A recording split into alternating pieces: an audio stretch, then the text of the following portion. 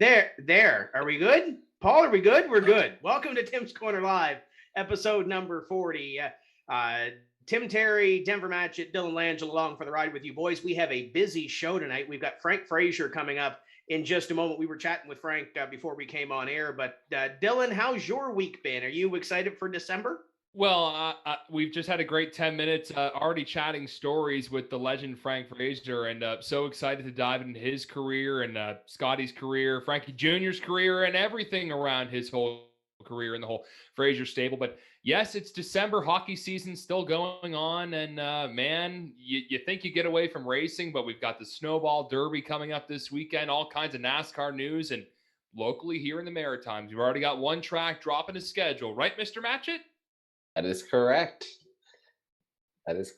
Some big news yesterday for sure. I know Barry's excited. Everyone's excited to, I think we're 178 days now away from the start of the 2022 season, but who's counting? I was going to say, are you counting already? Don't tell Meredith, but I am probably counting just a little bit. She's counting till Christmas, though. You need something to look forward to too, right? Yes, exactly. I mean, race season, Christmas, what's the difference? Exactly. Throw that up on the screen, Paul. We'll let Denver chat about this schedule. I had a little bit of a look at it yesterday, but Denver, the short and the long, 10 races on here, 10 races for bombers and mini stocks. I think there's 5-ish for street stocks and Atlantic modifieds, a bunch for demos. Give us some of the highlights that are on the screen here. Well, this is definitely the most ambitious schedule we've had in Miramichi, I think dating back to 2003. And the thing that's caught everyone's eyes, got the locals talking, is the addition of some stock car only shows. You know, Barry decided last year we're going to add the Friday night show to the very best fall shootout with only bomber and mini stocks. And, he was content with how things went. And I guess it kind of persuaded him to throw in a few extra races. And it's always a hard balance, finding the right amount of races. Those are obviously hard. You can't do any more than what we do because it's hard to find cars. You don't want to use up the inventory of available demo cars, but some of the stock car guys want to run a little more. So July 2nd, August 6th, stock car drivers, bomber and mini stock will take the spotlight. And I think you'll see that split between the modifieds and the street stock. And that's really the big thing. When we look at the length of our show, we want to kind of keep it at a reasonable length. So bomber and minis will highlight almost every card along with the demos. And then either modifieds or street stock is what we're shooting for. Very best fall shootout, biggest race of the year, October 1st, that returns. Year number 6 for that street stock 100. We'll see if Logan Power can go 3 in a row. Figure 8 trailer race is always a highlight. I know you guys enjoyed that one last year, and that'll be back on June 25th. And, just I think the biggest part that everyone's excited about, just to keep building on the momentum. 2020 was great. 2021 was even better. And, I'm excited for what's to come in 2022, and I can't wait to get the ball rolling.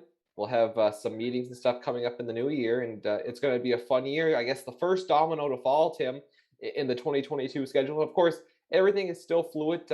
While the dates may not change, some of the divisions might change as we, do some schedule dancing with some of the other tracks and play musical dates. But overall, that's kind of what you can expect in 2022 with Speedway Miramichi. We gave him 90 seconds, Dylan. I think he went like 2 minutes, so we'll give him that. That was good, Denver. Dylan, when are we going to see you go up to Miramichi and race a demo car? Well, I think Denver's got a career in radio because he just did a perfect break. And I don't even think he stumbled once, but man, the schedule's looking prime there. I don't know. My 28th birthday is a few days before the first race, so maybe I start year 28 in style with a little demo race. We'll see. I really wanted to get there last year, or this year, pardon me, 2021. Schedule's busy, didn't work out, but 2022, I may have to tell the girlfriend we may have to go up to the Miramichi one weekend, and maybe she can do the powder puff. There you go. You're putting words in her mouth already. Right? She's half talked about it. Said I could beat. Well, number one, actually, she says she could beat me in a race. So maybe we need to do the grudge match, or something. But I said, well, you got to race with everyone else with 40 plus cars. So maybe we'll maybe get her a couple of stiff drinks in her or something and loosen her up, and then sober her up before we drive, and then get going. So if you have a minivan, what's she gonna drive? It's got to be a Toyota. Like a Corolla maybe, or whatever kind of Toyota you can find in the Miramichi junkyard. We're getting really precise now. That's scary. We're getting really precise now. By the way, we are live and interactive. We got Frank coming on in just a couple of moments. Drop a question or a comment down below. But before we do, I want to promote what we're doing tomorrow night. And I know Paul's got the graphic there. He's going to pop up on the screen because we already announced, Dylan, that we're going to do one sim race tomorrow. But guess what? Surprise, we're doing 2. Eastbound Park is proud to present their first iRace of the season. We are going to go with the Street Stock Twin 50s. That's a 7:45 Atlantic start. Mike James will be here to help us all through that. And then the Brandon Campbell 99 Legends Open Invitational. That's a mouthful. 9 p.m. Atlantic tomorrow. So doubleheader. Dylan, I know you're excited to see some legend car racing. Is Brandon Campbell on the call for that since it's his race? What is this shit? He's in the seat because he told me that he could set the world record. So pole sitter tomorrow is getting in the show, so he's going to try to set a world record. But regardless, I ask a question. Yeah, you can ask a question. Go ahead. Okay, is it 99 laps? Because if it was a 100-lap race, Brandon would choke on the final lap. No, because he's matching the car number. So hopefully that last lap he doesn't start. We're going to go with that. He had a car. He had a car at some point this season doing some racing, I think. I don't know what exactly it was. It started, it stopped, it did all kinds of things on the racetrack. Pushed by BJ Gillespie at Kids Day at Miramichi. But regardless, tomorrow we are going racing 7:45 Atlantic. You can find it right here on the Facebook page or on Vidane TV. You want to thank Ryan Kuhn at RKM Setup Shop for their help. If you need a setup for tomorrow night's race, you can find it at rkmsetupshop.com. That's it. Let's go racing with Frank Frazier. Let's chat with the Hall of Famer now, and he's with us. Frank, welcome to the show. Well, I'm glad to be here. How's the winter been so far? I know it's been about a month since the season ground to a halt in Sydney. So how's your winter been? How's the shop? Oh, well, actually, I got real lazy this year. I'm way behind on what I'm supposed to be doing. One car that's sitting on the service plate should be back in Newfoundland now, and I'm just more or less getting at it now. So we got a cottage on the ocean we spend a lot of time at. once November comes, I spend a lot of time hunting. So everybody knows that they're not going to get much out of me until December. Well, there you go. Get a little bit of a start in, and everybody needs a little bit of a break during the season. How busy was your 2021 season? Obviously, with COVID, everybody getting back up and going, but it seemed like the racing really got going in June, July. So, how was your season in the shop? Mostly, it didn't affect me too much. I was mostly busy last winter doing stuff. We didn't have a lot of repair jobs to do this summer. And I've kind of warned everybody ahead of time that I don't mind having some stuff to do in the winter time, but I'm not looking to be real busy through the summer. I'd like to enjoy the cottage a little bit more. I don't mind helping guys out if they get stuck. But other than that, I've tried to retire for years, but like I tell everybody, I said, the worst thing you can do is say I'm retiring, because I think I've been busier since I said I was going to try to retire than I did before. A race car driver never retires, right? Well, like I said, it's worse. Race cars is worse than drugs. You can always get out of drugs, but you can't get out of race cars. Absolutely. They go away for a while, but they always come back, right? Always do. You can't. I mean, I'm the perfect example. I'm still trying to do it once in a while. Absolutely. We are live and interactive with Frank Frazier. Be sure to drop us a question or a comment, and we'll get it on the show here this evening. And I know I actually had a call earlier today from an anonymous source with a couple of questions, but we're going to hold those until the middle of the show. I'm sure you'll know who it is once we start asking some questions. But Frank, let's go all the way back. For those that don't know, how did you get your start in racing? How did I get my start in racing? Well, I started drag racing back in the 60s and with the 59 Plymouth, of all things. That wasn't the smartest thing in the world to start with, but I got into that a little, and then I moved back. I was living in Moncton, and I moved back to St. John and lived in the old farmhouse.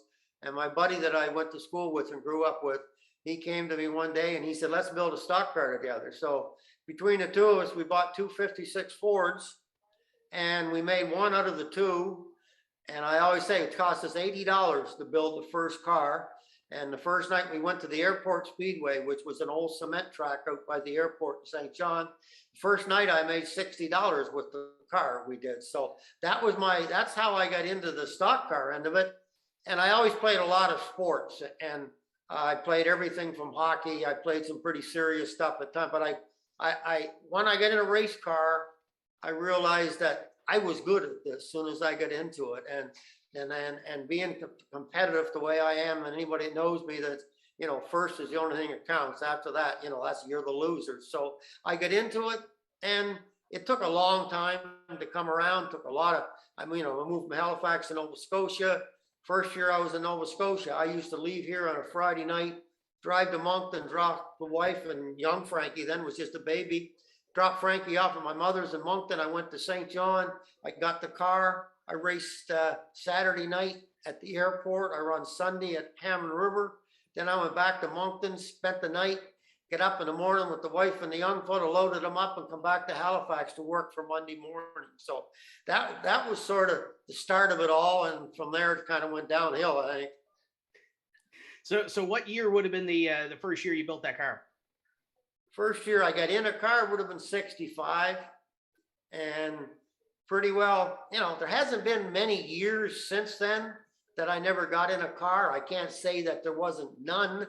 I can't really recall for sure, but a lot of times it wasn't a full season. But I think that's why this year last year I didn't run any on account of the COVID deal, but I want to run in the 2020s at least once. And so next year, the new car is sitting here on the floor right now that Frankie and I put together. Well, it's a used car. It's new to us. And I want to run that a few, because if I can run in the 2020s, that means I raced in 7 different decades. That's impressive. And I know you did get some, I heard from Stacy Clements, you might have got some seat time already last season in one of the hot rods. I was in actually twice. I was in. The Reeds got me to go to Petty. The idea was I tested in their sportsman cars up there, Chris and I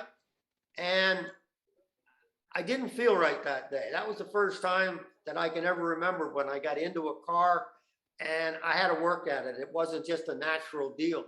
So I kind of then said, well, maybe it's time. Maybe I finally got too old to do this. But then I told Stacy when I built that car that I wanted to drive it once. I got a big kick out of driving that car, and it came out so nice and so we were in Fredericton, and I went over to see him, and he said, there's one practice left. He said, I want you to take it. He said, you wanted to drive it. So I took it out. When I get in it, it was like I was back 40 years ago. Like it felt right again. So as soon as the feeling was there, that's when I said, well, I haven't given this up yet. I think maybe we'll give it a try next year a few times. I know we're going to jump around a little bit tonight and tell some stories, but you're building that new car. Do you have any ideas of where you want to get in the seat and go race it? I know that one of the last times you were in the show was at Riverside a couple of years ago on the 250 weekend, but do you have any thoughts, early thoughts of where you want to put that thing on the racetrack? Not really. I'll guarantee I'll be in Antigonish, and for sure. And I'd probably be in Petty for sure. And yeah, that car there is the one that the young Carter has now. And when I run that a couple of times, we could get the car good, but we could never get it fast. And I said, I know I'm slower than I used to be, but I knew it wasn't all me.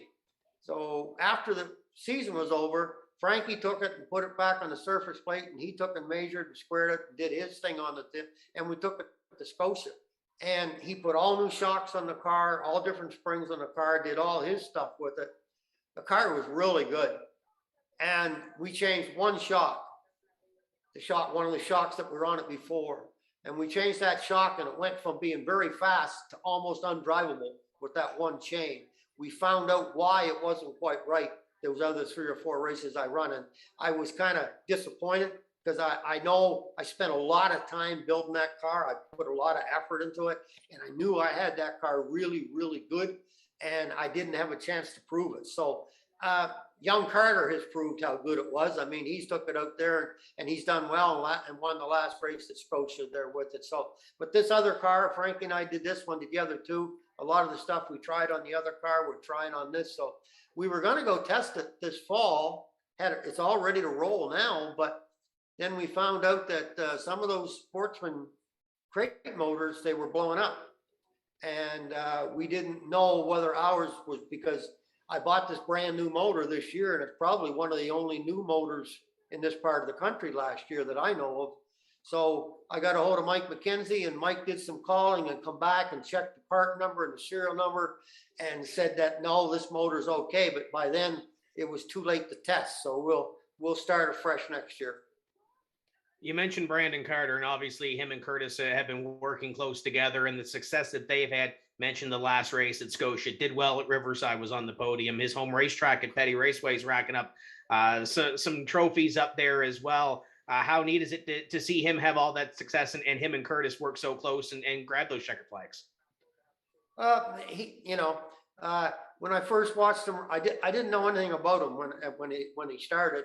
I was at Petty that very first race, and he drove the car, and I was extremely impressed with him because most guys, when they first start out, they have trouble with all the cars around it and the closeness. And, most people that have got ability can go out by themselves and go fast, but you put them in with 20 other cars, it's a whole different world.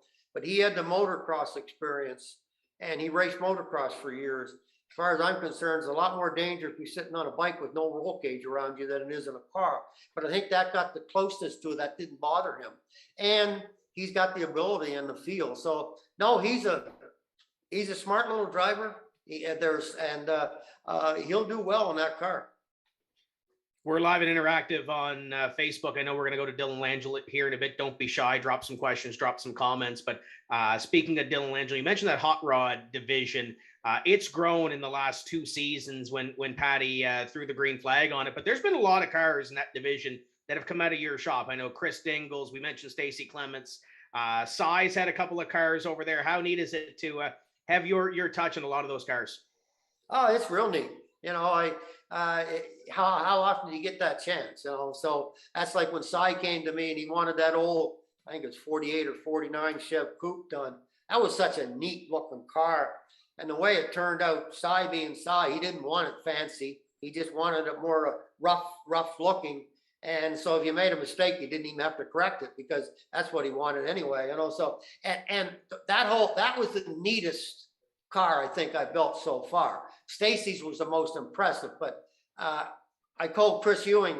I went up in Fredericton and I walked over to reached out to shake his hand. He looked at me wondering why the hell are you shaking my hand? And I said, I've had a lot of comments about the car, but I said, how good it looked. I said, but I made the shape of the car, but you made how it looked because he wrapped the car and he did an absolute phenomenal job of making that car look exactly like Henley's was before. And I think that's a neat class.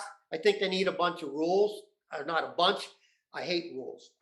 They need some rules to control it a little bit. But I think the more open they leave it, the more fun it is. And most of the guys in it are just in there to have fun. You haven't got that seriousness with it yet. Even Stacy with that car, that is the fastest car out there. There's no doubt about that. But Stacy has fun out there racing with those guys and playing around and just enjoying yourself. And that's what racing is all about. And I think if they can keep it like that and still control it a little bit, so there's a little bit more consistency with the speed, because you don't want these guys getting in there with old cars that are so slow that they get discouraged and leave. That's not what you're trying to do. You're trying to keep this equal enough so that these guys stay with it. So if you have a shot at building one car and, body, whatever else, for yourself, maybe to go out and do some hot rod racing, what are you building? Got to be between a 55 and a 57 Chev. That's what I started out with, was 55s, and then went to 57s. The chances of finding something like that are pretty slim. I've got Scott's old chassis that I've got this chassis, his first chassis that I brought back from St. John. So Scott's last car is sitting at Frankie's all together, a motor in it, to put a set of shocks on it and some brakes, and you could go race it right now. But that would be the only thing I would do. And I've had a bunch of people looking and to see if they can come up with something. And if it happens, then I would probably build something for myself. Well, there you go. If you know anybody out there in social media land that's got a 55 to 57 Chev, let's make that happen. I know, Dylan, the comments are starting to light up on Facebook. What do you got over there? Yes, they are. And Frank, it's great to have you here on a Wednesday night chatting with you and sharing some stories. I guess we'll kind of throw it around here first, going through the top comments. Fred Bannister always watches us. He's wondering who are your top picks for the Snowflake and the Snowball Derby. He thinks King Racing is going to sweep it. Frank, who do you think is going to win the Snowball and the Snowflake this weekend? Do you know any of the top guys racing there this weekend? I haven't looked at Jordan said there's a lot of cars there, but I haven't looked at the listing as to who is where. I mean, Young Butcher's got a really good chance. I mean, Cole has proved he's raced down that part of the world really well before. Cole is a good time trialer, which gives him a pretty good chance of being up near the front. Cassius Clark, I've said about Class Cassius before in Halifax. I said, first there was Scott, then there was Mike Rowe's son, and then Cassius. That he's proved how good he is everywhere. And so, but that's one of them crapshoots that it's like going to the Oxford 250. Fastest car never wins it anyway. So now you go back to the young young McDonald and the other Butcher. They're both learning. They're a little behind on the time trial and how to get up on the wheel to get yourself in a better position to start. But it's a long race to survive. So other than that, you've got all the top guys in the country down there. You could, put a board up there and throw a dart at it. Whichever one it hits, they got the chance to win it. It's going to be a fun race, both races this weekend. Tim, I can see the comments are really starting to fire up here, so I'll try and get to all of them. And the cool thing, too, is Frank's with us the entire show. He's the only guest, so we can get to a few of them here. Randy Titus is watching, and he says, thank you for the great memories, Frank. I loved watching you and Adlard Cormier battling it out in the 70s at Hammond River. Any memories there driving with Mr. Cormier at Hammond River? Actually, my memory there isn't driving against Adlard. It was driving his car. He hired me to go up to put a car together one winter, Leaf Spring car, and we went to Hammond River, and it was one of the NASCAR shows. and we almost lapped the field with that car. We actually, Greg Stewart was running second with a couple laps to go. I was on his bumper and I almost made it 3 wide to try to lap the field. But in Hammond River, anybody who's been there knows it ain't 3 wide to start with. So I had, at least I had enough brains to back out of that time anyway. But that's the biggest thing I remember with Adelard. Adelard was a gentleman to race against, and he was a top rate man, and I enjoyed being around. I was shocked when he got me to help him build that car that year. I didn't think I could be as fussy as he was, but he informed me I was even fussier. But anyway, no, that's the biggest thing. And the other thing was, I told Adelard that he was the only guy that ever fired me as a driver. And one time there was a race at up here in Onslow, and he didn't want to go, and I kind of got a little bit peeved at him and told him, well, if you don't want to go race, he built the car to race. I said, the hell with it. So then he called me. I was at home, and he said, we're coming down if the weather's okay. So he came down with the car, and I stuffed it in the wall and bent the front frame right off the bat, I think in the first heat race. And I told him one time he fired me. He said, no, I didn't. I said, well, you never asked me to come back. We got a lot of people watching here now. We'll do 1 or 2 more questions here before we throw it back to the boys. Austin Hiscock from Newfoundland wrote, I know you've only had a few laps testing the O2 Sportsman over here at Eastbound a few years ago, but for anyone that hasn't been to Eastbound before, can you describe what that track is like in your limited laps you've had? Very, very, very similar to Antigonish. That track is similar to Antigonish. It's a little bit harder coming off of 4 than Antigonish is, just because the way the wall is there with the drag strip and everything. But they've built quite a facility there. The only thing my question mark on that track was, when I first got there and drove in, I said, why did they put guardrail around the outside? Because it's proven over and over again that's not the safe thing to do. So, but other than that, I mean, they had a good facility. I'm surprised, and I've been pleased that how that caught on over there. Actually, the car that's on the surface plate here right now is a car from Newfoundland that I'm redoing for a guy over there right now. So it's still going. They've had quite a few cars. They have a pretty good sportsman class, but that track is, the best I can describe it, is very close to Antigonish. One more here, and it's from your granddaughter, who's like 3 feet away from you. Jordan wrote, how many racers have went through your shop in the years, and drivers that you've taught to race and coach? Ballpark it. That'd be a good one. I guess I've told everybody once or twice what I thought, how they drove. I mean, I don't know whether you call that helping them or not, but I mean, the Reeds, both Kyle and Chris are a big part, and we all know about Swan White, we all know about Turple. So those are the main ones. Frankie, Scott, they grew up listening to me, and sometimes that's good, sometimes it's bad, but and I've given a lot of advice to a lot of different people. I've raced against young guys at racetracks that done a good job, walked into their trailer afterwards and congratulated them how well they did. And just little things like that, I guess, sometimes makes a difference. But no, I've had a lot to say to a lot of young guys, but those are the main guys that I help the most. Sean Johnson's watching, Stacy Clemens, Mark Atro, Scott McIsaac, Brandon Carter with some nice words as well. And you mentioned how impressed he impressed you this year. And keep the comments coming, folks. We'll throw them to Mr. Fraser here shortly, Tim. Yeah, we can go a lot of places with this conversation tonight, and I'm sure there's going to be some more stories to be told. But Frank, we talked about the Snowball Derby in Pensacola, and you've raced at a lot of places around North America. Any one trip, any one racetrack that stands out at you, whether it's locally here or Ontario down south, that stands out? Well, I always go back. The best track that I've ever raced against in North America is still Antigonish. And if you ask any of the guys from down south that came up here that John or that Donald and them brought in, they'll tell you the same story. The other track that impressed me tremendously was Toledo, Ohio. Toledo is one of them tracks, when you go in the corner, the way it's banked, It just feels like you took 5 binders and you hauled the car down into the corner. It's extremely fast, and it's fun to drive.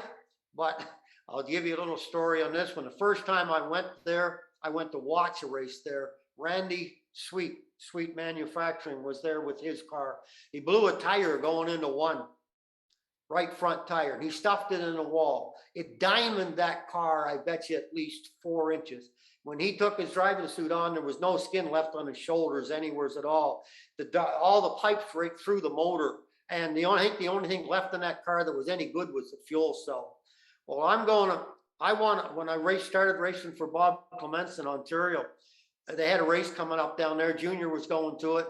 And I told Bob I want to go to that race. Well, he wasn't real thrilled with me taking his car to Toledo. He told me, he said, well, one thing about Toledo, you come home in a basket or you come home in one piece. There's no in between.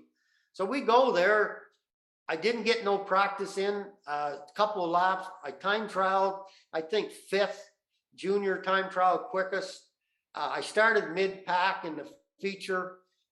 I'm driving like a short track. I'm going in and out, and Junior said this afterwards. He said, I'm watching Frank up ahead of me. He said, I backed off a ways because he said I could see what was coming. Sure enough, I touched somebody. I went around, and I think every car on that track hit me at least once on the way by. Just tore the body right off the car, pretty well destroyed the race car. I get home about 4 in the morning, and I was running out of Bob's shop at home at the time. So the car was parked in his driveway so that when he got up in the morning, he had to walk by the car. He wasn't with me at the race.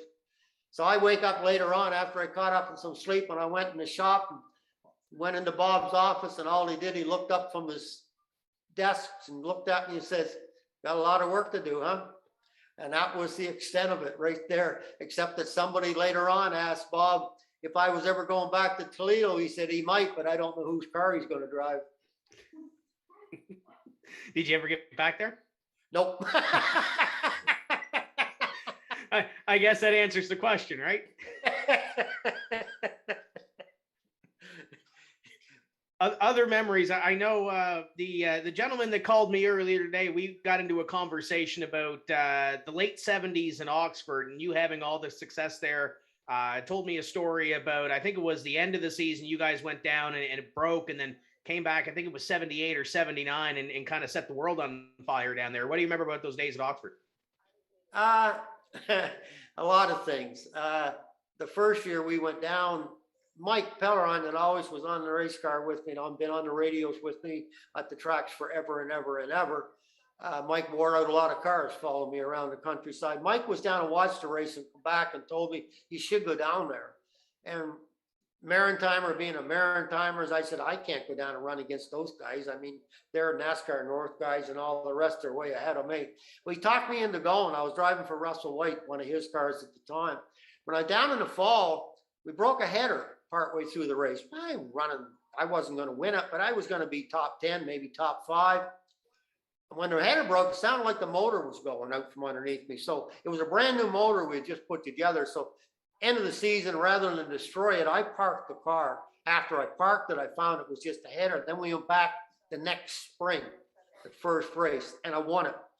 And we were being interviewed up in the tower afterwards on the radio and stuff. And then Langus Caron from Quebec run NASCAR North, really nice gentleman. He finished 2nd or 3rd that night with me too. And they were interviewing Ken Langus and said, everybody says that you have to learn how to run Oxford, but Fraser here seemed to pick it up pretty quick. Well, I kind of felt good about that and, kind of thought, yeah, I am good, but then I learned after that what he meant. Oxford is an animal in itself. And I found I got lucky that day. After that, I learned that there's a whole new meaning to the word learning how to race Oxford. And that's what I remember the most about. I got confident, too much confidence, I guess, right off the bat.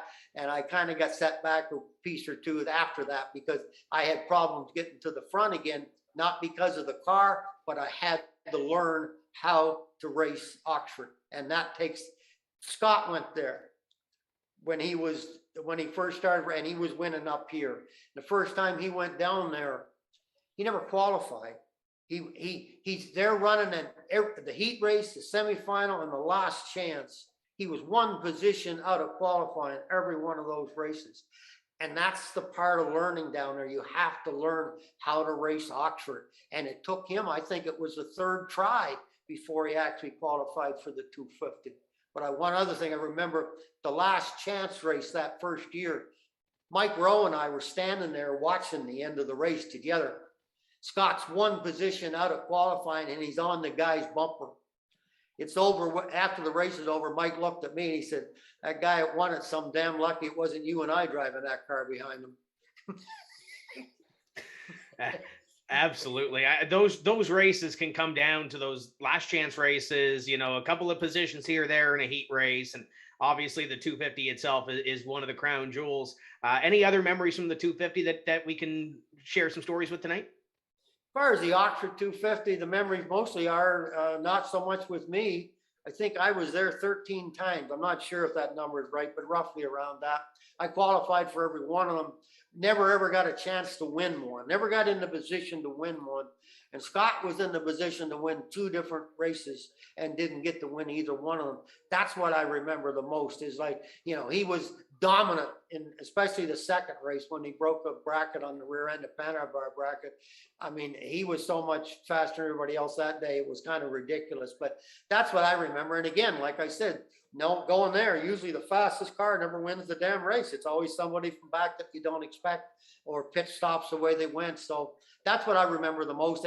And also it's the hardest racetrack I've ever been on physically on a driver. When I got there the first time Scott went there, he was out in practice. I drove from home and I got there after he'd been out in a couple practices. I was a little late getting there. And first thing he said, old man, he said, change the geometry on the front end of this car. He said, I can't hang on to it anymore. He was just practicing with it. That track, 50 laps on that track would be harder than 500 in Antigonish. It's unbelievable how hard that is on the driver. I've seen me come down the straight stretch and take my right hand and hold my head up going down the straight stretch and then put the 2 hands on the wheel for the corner and do that lap after lap because I couldn't hold my head up anymore. And anybody I've told that story to, racers wise, and say how hard that track is physically on a driver, if they ever went there, then they understood what I was trying to say. Until then, they thought it was just Fraser telling another story, but it is physically the most demanding track I've ever been on. And the stories and the memories there are big. Before I go to Denver, because I know Denver's chomping at the bit, Greg Stewart is watching us tonight. And I think he put a comment down that we would need the whole hour because you can talk. So let's talk about Greg a little bit. What memories do you have racing with Greg? Greg was probably the smoothest, most consistent driver in the Maritimes ever. He never, he didn't stand out and do a lot of outstanding things. He just did everything right. And he was always there at the end. But I think the best memory I have with Greg is they were at River Glade racing. And Marv McLean from Truro was there. And he had a sportsman car. It was an older pro stock chassis car made into a sportsman.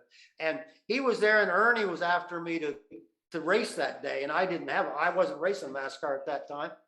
And so he made a deal with me to drive Merv's car. So I went out, I drove Merv's car and it was a 100-lap race. It was late in the race and there was a yellow. I come up and I pull up beside Stewart. I point over him and I showed him being number 1, first position. I pointed at myself and I said, I was in second position with a sportsman car.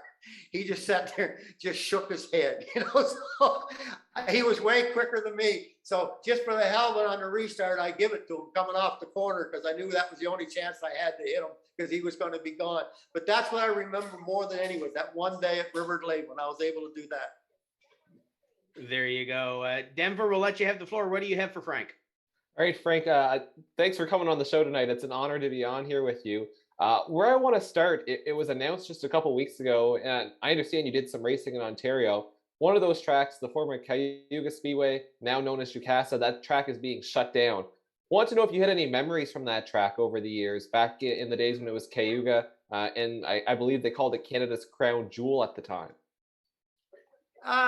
Yeah, I never had a whole lot of experience that track. I've run it quite a few times, but I didn't run it an awful lot of times. But that was a beautiful track to drive on. Like it was phenomenal. But it was the first time I went there. I had a car, just one of the old late models from this part of the country. I think we called them modifieds back then. And I went there, and I'm coming down the straight stretch, and I had no braces in the windshield. Hadn't been on that big a track before. The windshield folded in on me. And when the windshield folds in, instead of looking through a 1/4 inch of Lexan, when it folds, you're looking through 2 inches of Lexan. You can't see nothing. The track disappeared in front of me. And I didn't know where the hell I was going until I let off the gas, and then the windshield popped back out and I could see where I was going. That was one of my first experiences there. And then another time there was an ASA race there that I run in, and they showed it on TV. And it was funny because they never only showed the top 4 positions all day through the broadcast. And then at the end they showed it. I never changed tires or did nothing in 250 laps except put gas in the car. And they ended up finishing 5th in the race. And I think the reason I never showed the 5th position is they couldn't believe that I was there to start with because I hadn't done anything all day long. But those are my 2 memories of that track. I want to ask you about the Riverglade International. Obviously, a race that has meant a lot to you. I believe you've won it 6 times over the years, starting in 1974, I believe. Of those wins, is there any Riverglade International win that stands out, that means more than any of the others? Well, you go back, you said 74. So that was in 74 when Junior and Biederman came there to run. And I ended up beating them that day. And that sort of defined my whole career. That one race defined everything for me after that. So yes, Riverglade was my track. I mean, I always said I can run 100 laps there more consistent than anybody else can. And I just, yeah, that was the race for me, because that's what started my reputation, whether it's good or bad. It started my reputation, and that's what made me as a race car driver after that point. Being able to win 6 of them, I don't know if anyone else has ever won that many. What does it mean to hold the record, or if not the record, as many as anyone else with 6 wins in that race? It means a lot. I mean, Riverglade was one of the toughest little bull rings you'd ever run on. One year I won 13 out of 15 features there. You shouldn't be able to finish 13 out of 15 features at Riverglade, let alone win that many. And I always give Scott a hard time because he won 12 out of 15 in NASCAR one year. And I said, well, I run 13 out of 15 there, so I still beat him by 1, But no, Riverglade, I got to bring up something right here. It's kind of going away from your question, but in the 70s and 80s, Ernie McLean single-handedly kept racing going in the Maritimes. In the 90s and the 2000s, it was Cecil Vance and Scotia. But Ernie did it in the 70s and the 80s. And he did it with rule changes. And I cried and hollered and screamed and whined more than anybody else about the changes when he made them. But after a while, I realized they were the best thing that ever happened to racing in the Maritime. So to go through this whole evening without mentioning just how important Ernie McLean and Riverglade was, to racing in the Maritimes, it would be a sin. But that I figured that's the one thing I made sure that somehow or other I worked into the conversation here tonight. I actually wanted to ask you about Ernie, because obviously he had a great impact and what he did with building Riverglade to what it was. But it wasn't just Riverglade. He worked at countless tracks in the Maritimes. Any other stories or I guess advice or anything you would have had from Ernie that you could share with us? Ernie ran Andy Ganesh for a few years and were very successful. Ernie, they had a I think it was 25th anniversary or something up in Moncton one time, and they got me go there and it was kind of a roast on Ernie McLean.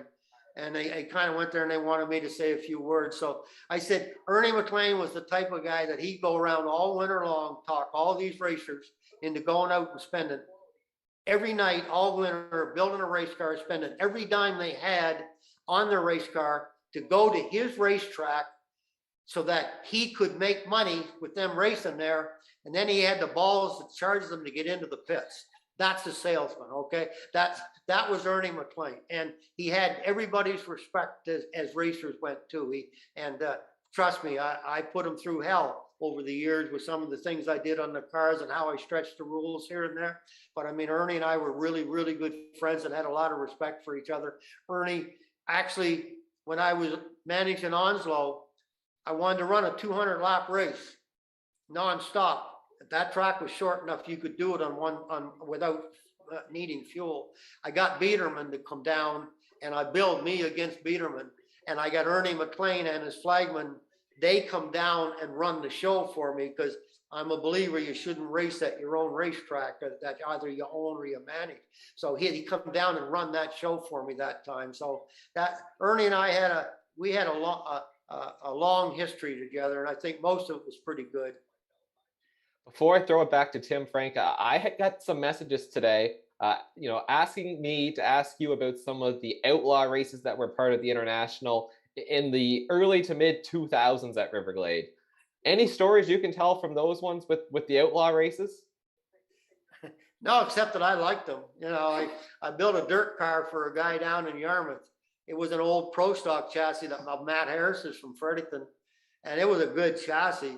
And they had this run what you brung outlaw race, and so I made myself one of them Batmobile type of deals, and I went up there, and Oblinus Dave was there.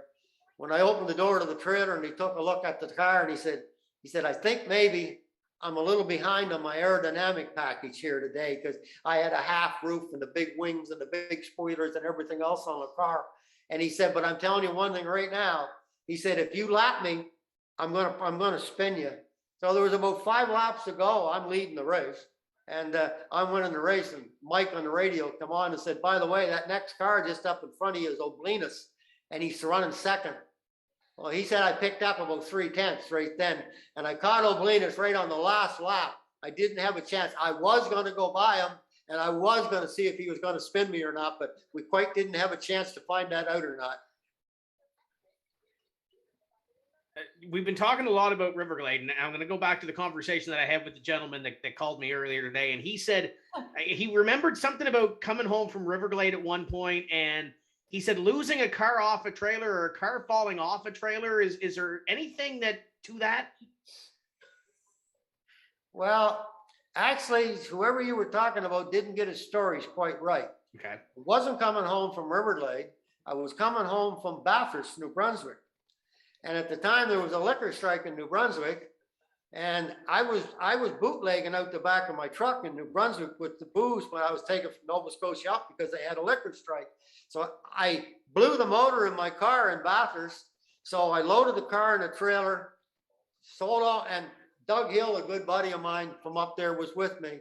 So we decided we headed home, and he drank a quart of rye and I drank a quart of rum from Bathurst to Magnetic Hill. And he was living right by Magnetic Hill at the time. I dropped him off, and I had told people in Dieppe that I would drop him off 2 24s of beer on the way by, and they could pay me the next week.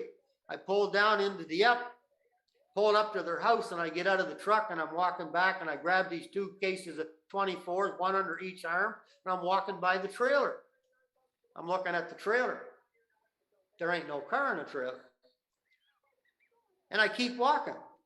I sobered up quite quickly. It got my attention. I walked all the way up the driveway and got right to their house, and I just literally dropped the 2 cases of beer on their back doorstep, and it hit me. You lost your damn race car. So I get back on my truck and I head back down the road, and I knock on Doug Hill's door. He lived right across from the restaurant, Magnetic Hill at the time. And his wife come to the door. He said, it's Fraser. Tell Fraser to go home. He said, he's just drunk and he wants to go out party. And he said, I want to go to bed. She said, I think he looks worried. So Doug came and I told him what the story was. So we go to a barn to get a bunch of rope, and we go up to the Irving, the Magnetic Hill Irving, and fuel the truck up. And for whatever reason, rather than taking a shortcut to get to that 126 that goes up to Newcastle, I drove down to Magnetic Hill, which was the legal way, because it would have been one way if I went the other way. I went down, and when I come around the corner, there's my race car sitting out there in the lawn. on the nice green grass, sitting there all by itself. When I left Doug and I come up around the hill, the chains that unhooked from the car, I had given it a shot in second gear probably. I whipped the car right off the back. So we hauled the car back up to the restaurant, pushed the car back on the trailer, tied it down, and I came the rest of the way home. I knew there was some sort of story behind it. He mentioned River Glade. I guess it happened in Moncton, so it was close, right? Yeah, he was close. He was close. Yeah. But yeah, I lost a car and a trailer going up the airport hill one time. I lost a car and a trailer going up one of the main streets in Halifax one day. And I lost the car off the trailer up there. So I've lost 3 race cars in my lifetime off going down the road. I know if Lloyd Jedry's watching tonight, he almost lost one in Yarmouth this year coming home from Lake Dowsett. So I know if he's watching, that just instantly made him feel better. Yeah. Well, it don't make you no smarter, but it might make you feel better. How's that? Absolutely. Social media is blowing up over there. There's some really good questions over there, Dylan, and there's a lot of them. So I'll let you have a couple of picks here. Yeah, there is. We'll go from kind of middle of the pack here. Frank again. Fred's still watching, and I want to throw this at you because he wrote, "You are on my Mount Rushmore of drivers in the Maritimes." But Frank, who would you have on your Mount Rushmore of drivers in the Maritimes? So 4 guys. Who are the top guys you would pick? Now, number 1, you got to put Henley. I mean, he might not have stayed in the Maritime, but he started here and he made a name for himself all over North America. Bobby Allen.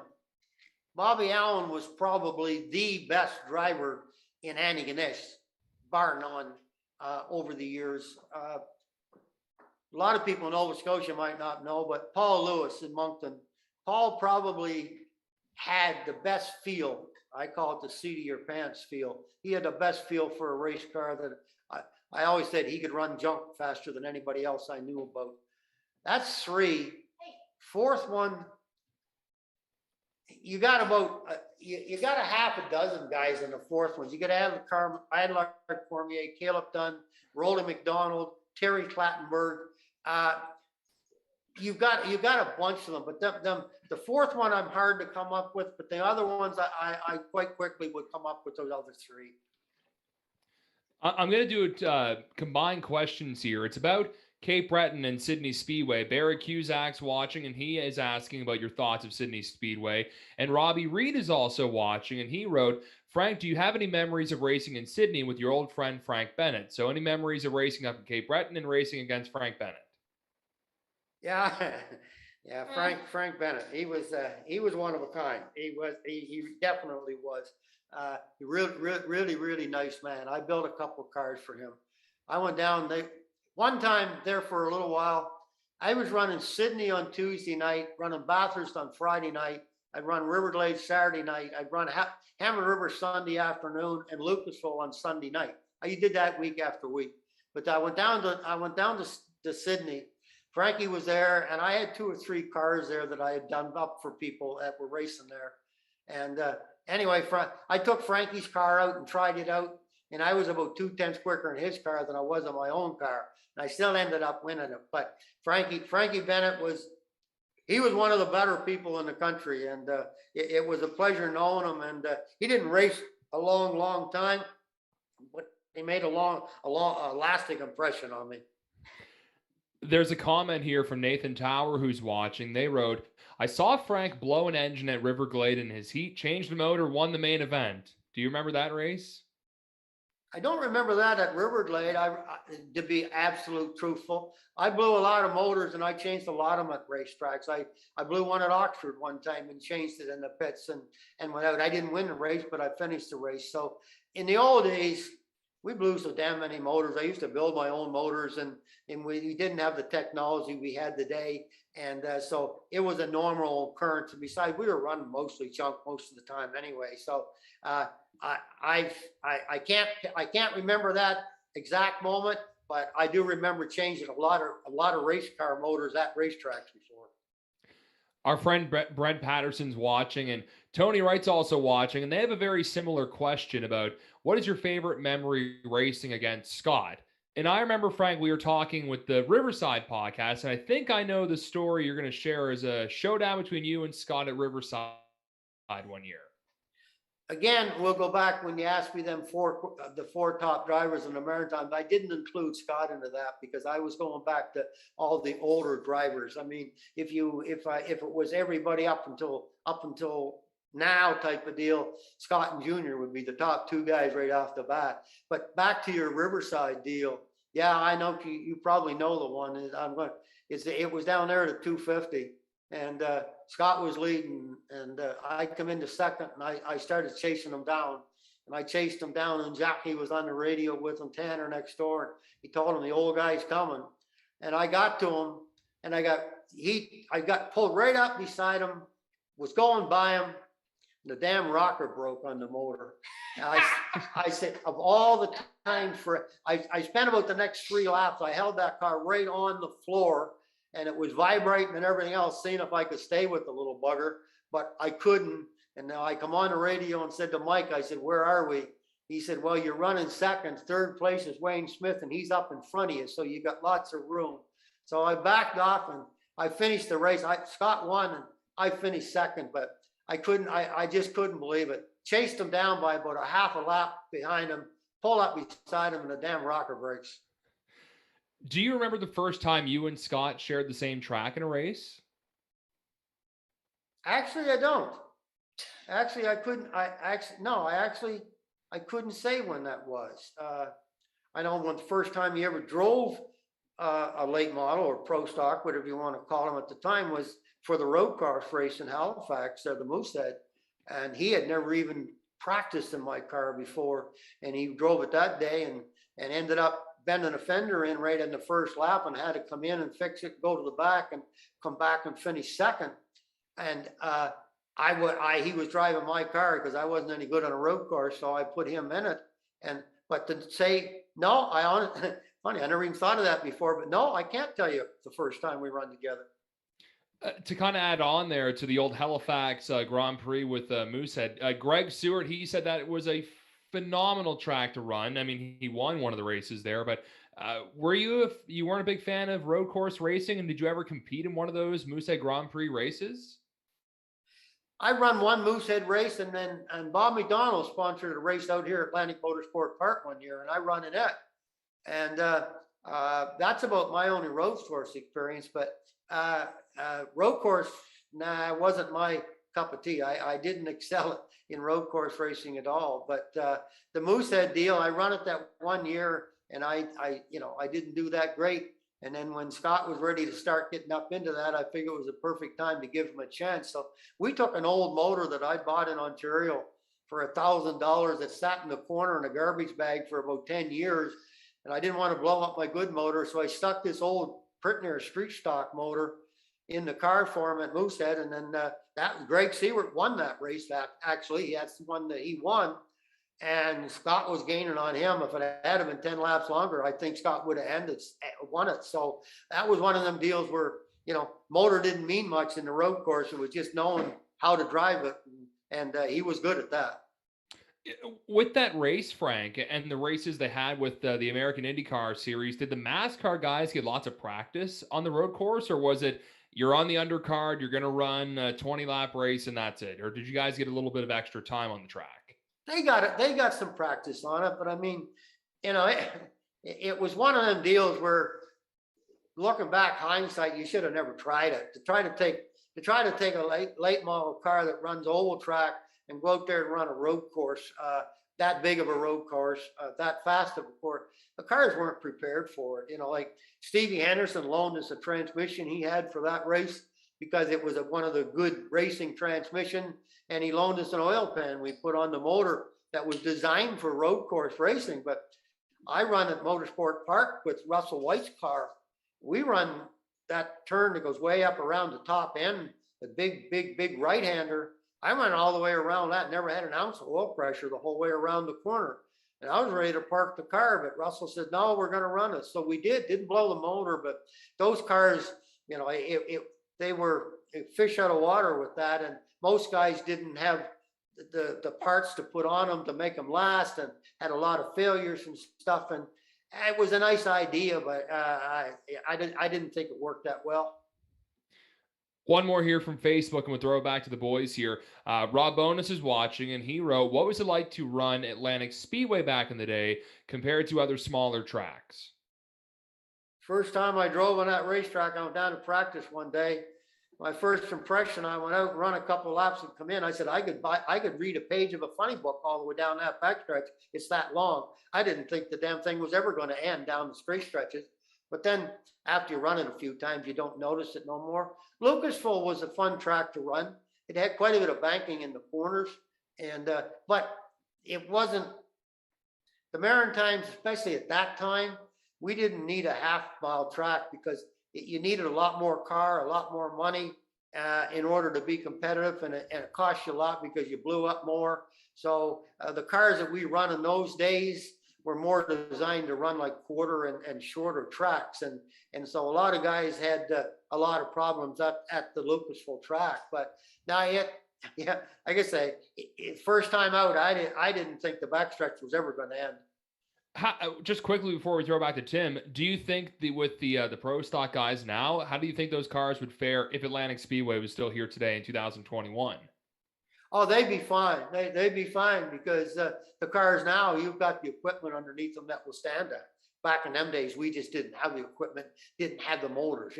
Nobody runs a backyard motor anymore. Everybody runs, professionally built or crate motors. So no, it's a totally different time. It would be no trouble running there now. Keep the comments coming, folks. Tim? I know there's a few that are up here, and I want to bring one up from Darren Bezanson, and he was talking about Garth Bezanson having the utmost respect for you and being able to answer questions and bounce questions off of. For those that are just maybe getting started in racing, I know Garth's getting ready to launch into a sportsman car here sooner rather than later. What's the best advice you can give to a driver that just might be starting out in the sport? A good used car is a good way to go. Don't go out and go spending a whole lot of money on a brand new car. Same basic thing is that, like, the KISS principle, keep it simple, stupid, and don't listen to too many people. Go out seat time. There's no substitute for seat time, and no substitute for tires. So when you go at it, you give yourself a chance. You don't have to run the fanciest stuff. You just have to spend the time to make what you've got right. Keep it square. Like old Biederman said a long time ago, race cars are stupid. It don't know what's between the wheels. As long as the front wheels and the back wheels are running straight with each other, you're okay. You kind of mentioned the Onslow Speedway deal, and I know you had a little bit to do in the early 2000s with Shediac doing race control and what have you. What do you remember about being on that side of the fence with the headset on rather than being in the car with the helmet on? It was enjoyable. Onslow, I managed the track, and I sort of was race director at the time. Then at Shediac, I just went race directing, and I've been racing a lot more when I went to Shediac. But I know way back when I run Onslow, some good friends of mine came and they said, like all the guys that you raced against for years now, and have maybe bumped into now and then on the racetrack. He said, do you think they're gonna, do you think they're gonna work with you? And I said, well, one thing about being it, I said, they don't have to like you. They only got to respect you. As long as they respect you, they're going to work for you. And that seemed to work out well for there. I never had a problem with anybody. And up at Tim's deal, race director, I told everybody up there, I hate this no fault rule that all the racetracks and everybody runs now. I hate it with a passion. And I said up there, I'll never do that. I said, I will make a call if you don't agree with me. You come up afterwards. I'll explain to you what I saw and how I judged it. It's not going to help you any as far as I'm not going to change my mind, but at least you'll know what I think I saw and why I made the call. And I had 2 or 3 guys come up, and I think we talked it out. Again, they weren't any happier because I didn't reverse it, but at least they knew what I saw and why I made the call that I made. So that was what I learned more than anything, is just kind of be up front with the guys and just tell them what you've seen. And I learned that from Ken Brace at Riverdale. Ken was by far the best flagman that I ever raced under. I don't care whether I was NASCAR North, NASCAR, or anything. It doesn't make any difference. he was the best. And I took it from him. He was always fair. He was always consistent. He always told you what he saw, would never change his mind on it. Regardless, 10 years later, I'd argued different circumstances with him, and he still said the same thing. But that's sort of how I tried to gauge myself, is off of what he had done.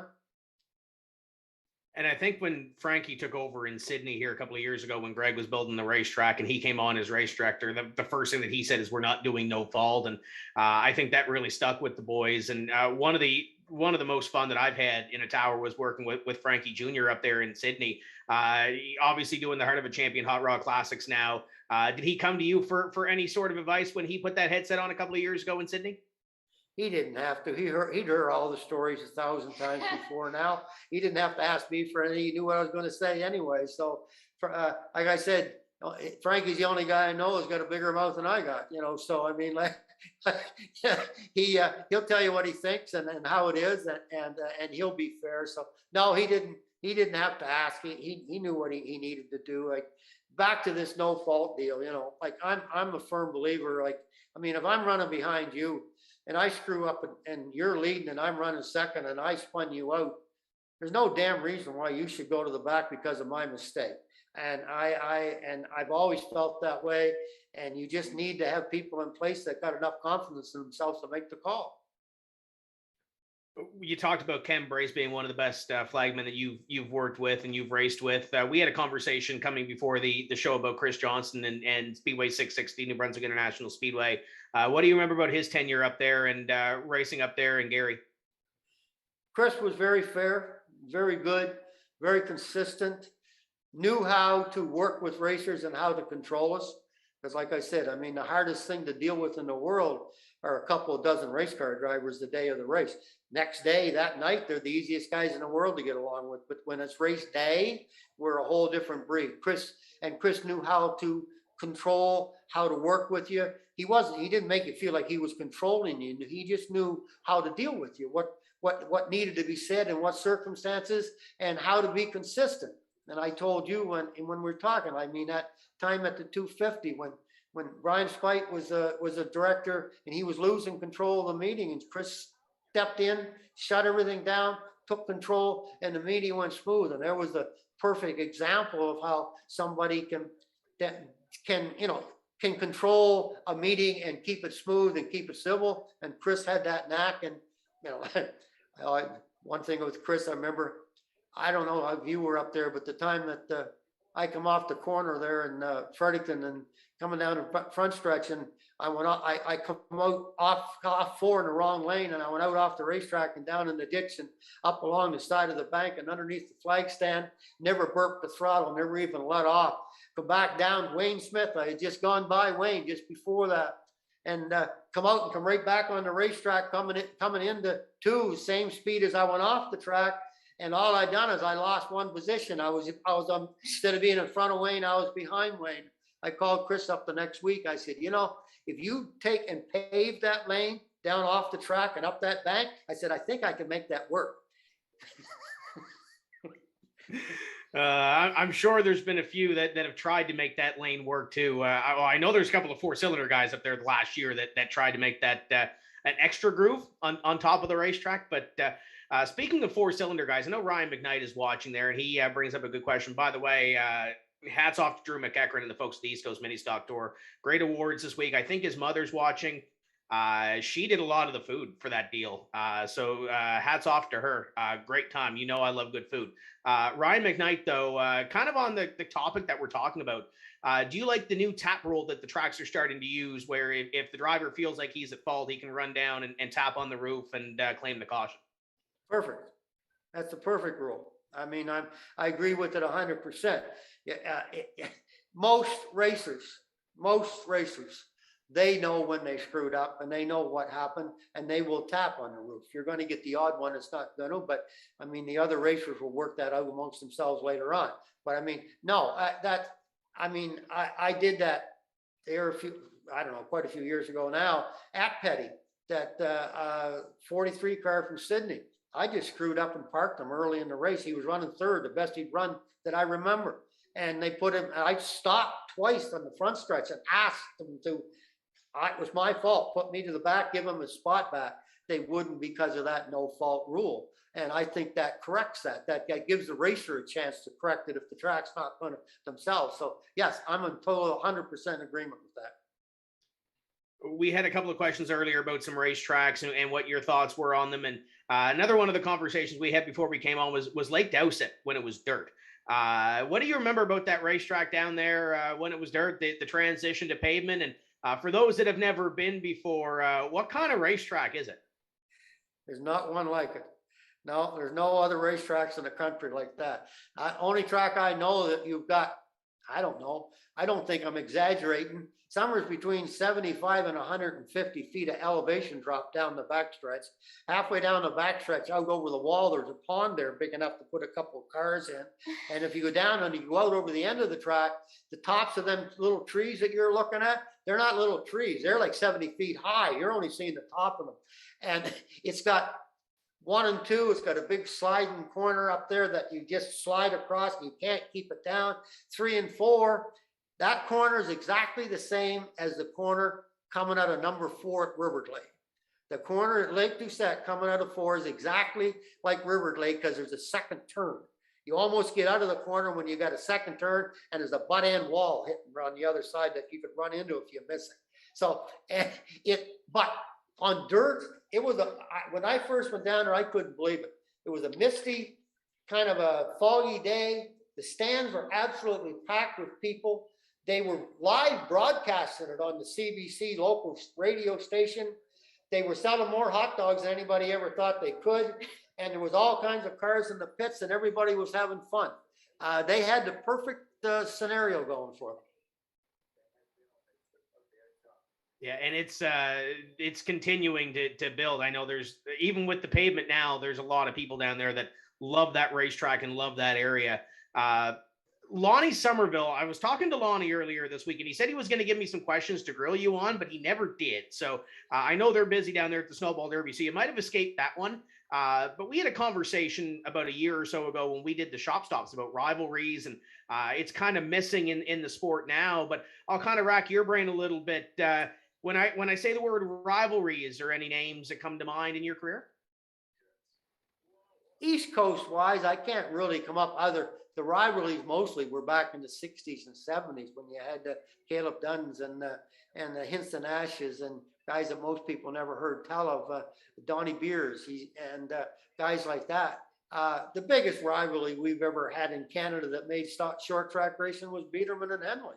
You know, they were the rivalry. They made stock car racing in Canada back in the 70s and 80s and 90s. And that'll never be topped. I don't care what you do in Winston Cup or what you do anywhere else, that it'll never be topped. That was number one. The only thing I can say that where I could fit in, where I came into that scenario was that with Biederman, if Junior wasn't there and he had someone to hate, if I was there, it was me next. So, I mean, that's the only way I fit into that scenario.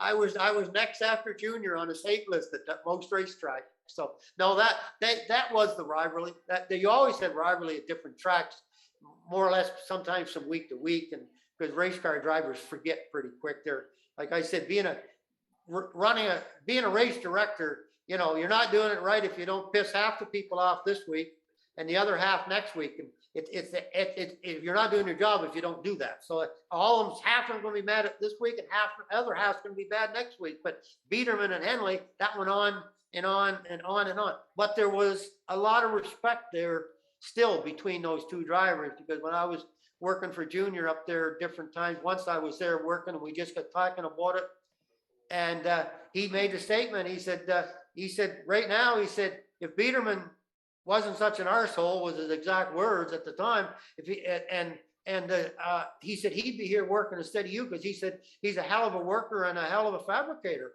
So there still was respect between the two of them, because Biederman taught Junior how to make money racing, because that's what Biederman did. And that Junior got better than Biederman, and then when the pupil started beating the teacher, then that became a problem. But there was still, believe it or not, they might not have broadcast it, but there was still a lot of respect between the two of them. We've got Frank here for a few more minutes. Be sure to drop some questions and some comments down below. I know there's a bunch at social that we're going to get to in a second. We'll bring Dylan on in a moment, but there's a comment here from Chris Reed, and I feel like there's a story here. Ask Frank about the time Kyle, myself, and him got pulled over on the way to the Hall of Fame from Petty, and he figured out the cop wasn't a race fan. Well, actually, they wanted to go see the Hall of Fame. So I said, okay, where I was associated with it and everything, and that had a lot to do with it. I said, we'll go over. So we went the old way. I come into a 30 zone, not paying attention, talking to them. And I know it's hard to believe that I was talking, but anyway, I come in there and the cops had a radar set up. They'd had some complaints and they pulled me over. And I tried my damnedest. I tried everything I could think of, but the biggest thing that got me on that whole deal was that I found out what was going on and talked to him and this and that. And I had my four-wheeler on the back of the truck. So he goes back to the back of the truck and is looking at my plate and he's looking at safety. I'm going to get the ticket regardless anyway. And he's looking at the four-wheeler and he goes back up to the window and I'm saying, oh, this is going to be bad. Because the four-wheeler wasn't right licensed. It didn't have no registration on it. I had no insurance on it. It wasn't even in my name. Anyway, he goes back up and he said, up here in New Brunswick, we have to have our four-wheelers licensed and insured. He said, I said, actually, if you want to know the truth, that's how it is in Nova Scotia too.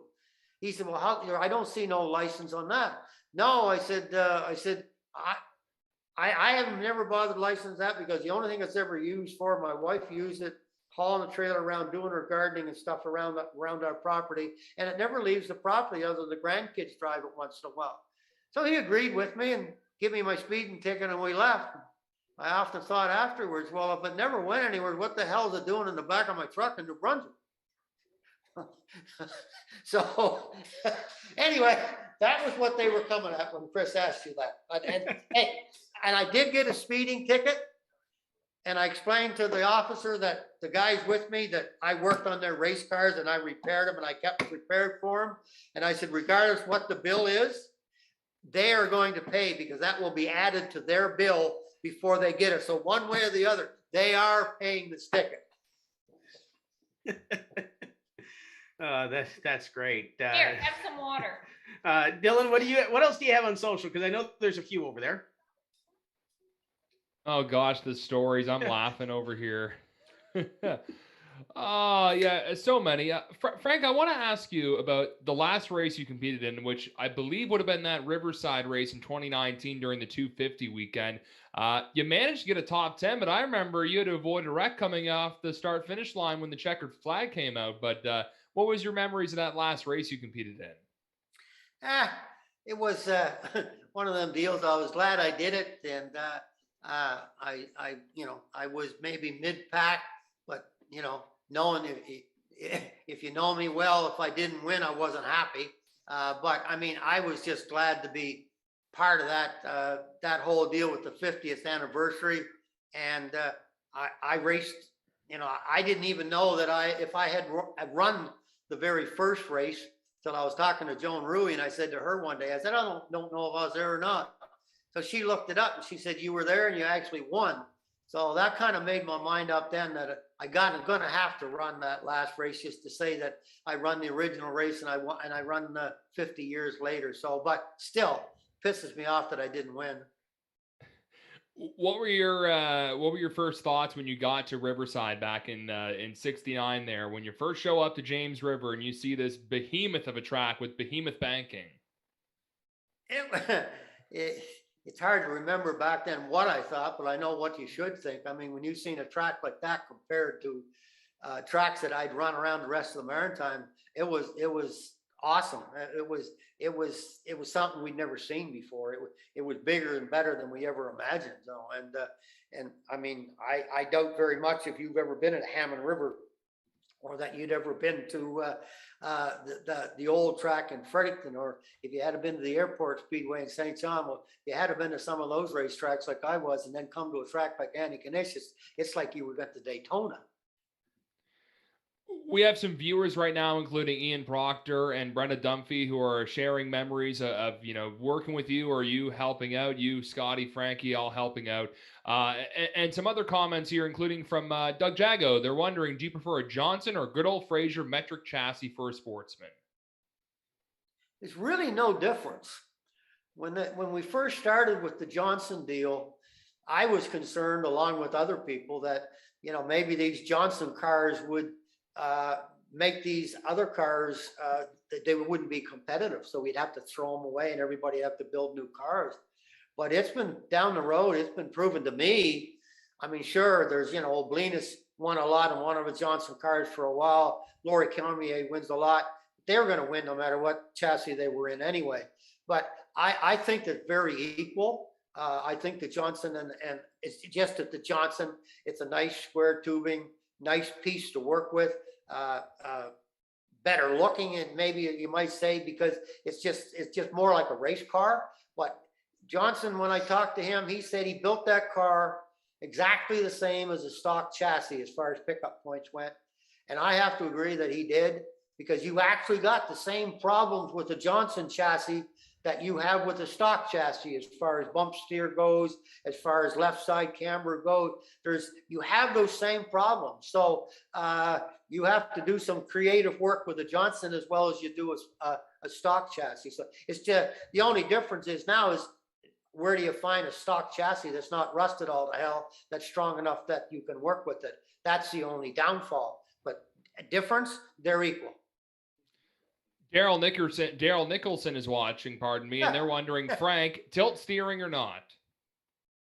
Drank what? Tilt steering or not? Tilt steering or not? I didn't know what you were. Now that's a story. I was at River Glade one night, and he drove a Dodge car for somebody up there. I don't remember who. He was always a hell of a driver. He was another one of these guys who could drive junk faster than most people could. But anyway, they came to me, and Darryl was late getting there. He said, will you take our car out in the heat race for us to qualify? I said, sure. So I get in the car, and I'm out in the track, and the steering wheel's way up in the windshield. And I can hardly reach the steering wheel and sit in the seat. And I'm going around the track, and after the race started, Darryl shows up, and a yellow comes out, and I'm going down a backstretch, and I look up and I see Darryl on the bank, and he's giving me all these signals about, and I'm thinking, what the hell is he trying to tell me? Anyway, the race was over, and I come in the pits, and I said, what were you doing? He said, tilt steering wheel. Who the hell ever put a tilt steering wheel in a stock car before? But anyway, that's why the wheel was way up in the windshield. All I had to do was bring it back down to my lap, and I could have steered it. But that's what he was getting at. Yeah. No, I normally would never put tilt steering in a stock car. Keeping on the topic of cars here, Frank, Daniel Cameron's watching, and they wrote, what do you think of the evolution of cars and racing in the Maritime from when you started to present day here in 2021? It's an evolution you can't stop, because technology, progression, everything goes forward. In the Maritimes, it's kind of hard for us financially to keep up with what the costs are. I mean, a sportsman car now is a new sportsman car is in excess of 50,000. A new pro stock's in excess of 100,000. Right now, we're really lucky that we have enough. Our top drivers that are with families that can afford to race. The little guy can't afford to get into it anymore. But you're not going to stop that, and it's nothing that anybody did wrong. It's nothing that the Maritimes did that they shouldn't have. The whole country's in the same dilemma. But I don't know. I'm one of these guys. I like seeing it. I like the new stuff, and I like it all. And I don't think there's any way to go back now. We have to deal with what we got. But it does make it, in this part of the country, it makes it more difficult for more people to race. And racing's not a poor man game, but if someone wanted to get in and they didn't want to spend a ton of money, which division would Frank Frazier recommend racing if they had to pick one?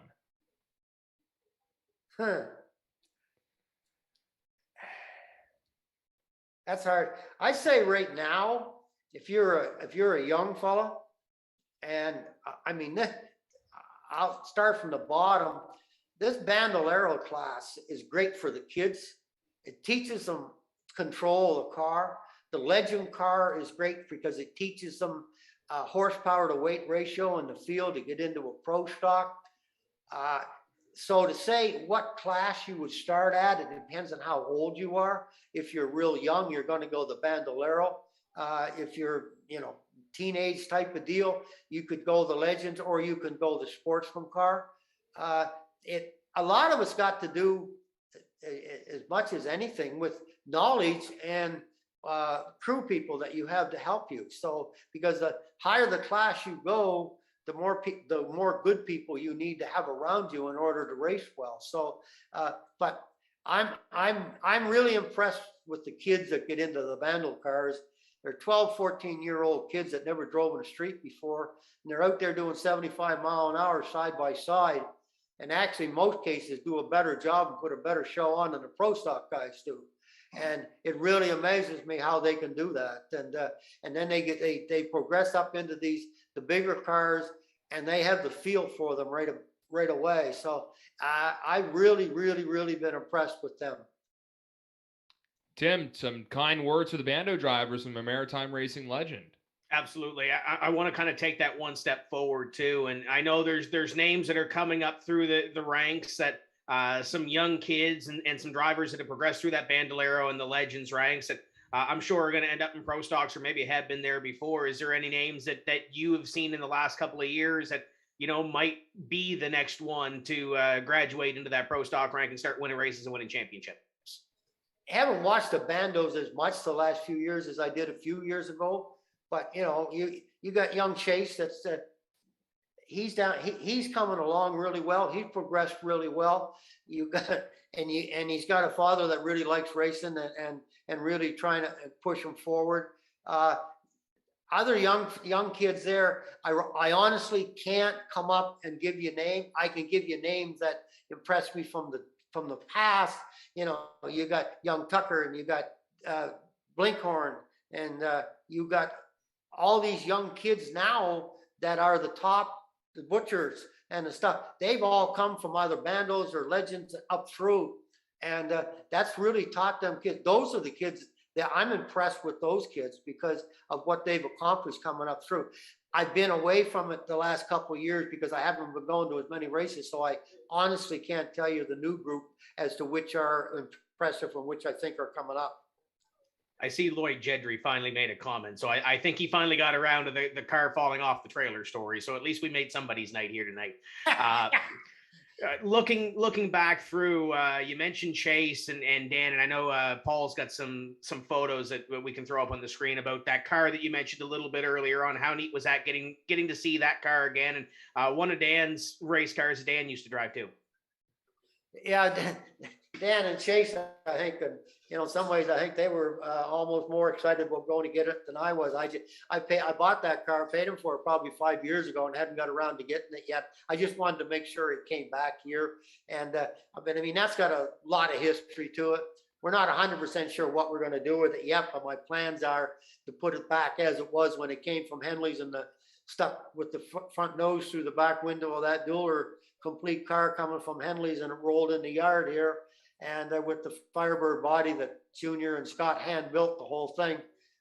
That's the direction that I want to go with it. And Lonnie Somerville, you mentioned him, he's actually going to check down south this week to see if Five Star might have some of those roofs and front back bumper covers that we could maybe buy from them to do this project. So, and Dan had that car, and Blankhorn had that car, and from St. John, I can't think of his name. You know what the Devin Smith. Devin Snell.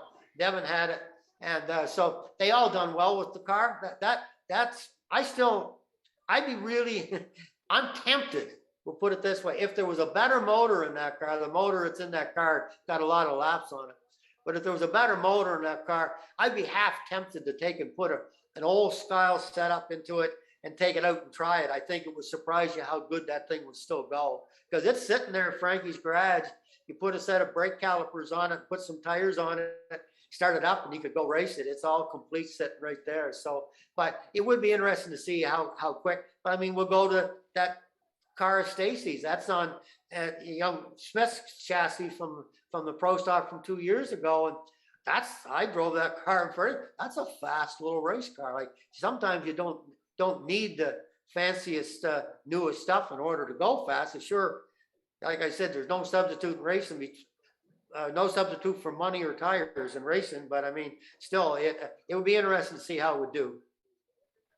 Absolutely. We'll make last call on social media now because I know there's going to be a couple of questions roll in here in the next couple of minutes. But I know Chase is really proud of that. Chase messaged me this week and was telling me the story about it. So I know he's really proud of that one. But we'll go back to Denver one more time here because I know the wheels are turning there. What do you got? Frank, I want to ask you, and it kind of ties into a question that was asked just a few minutes ago.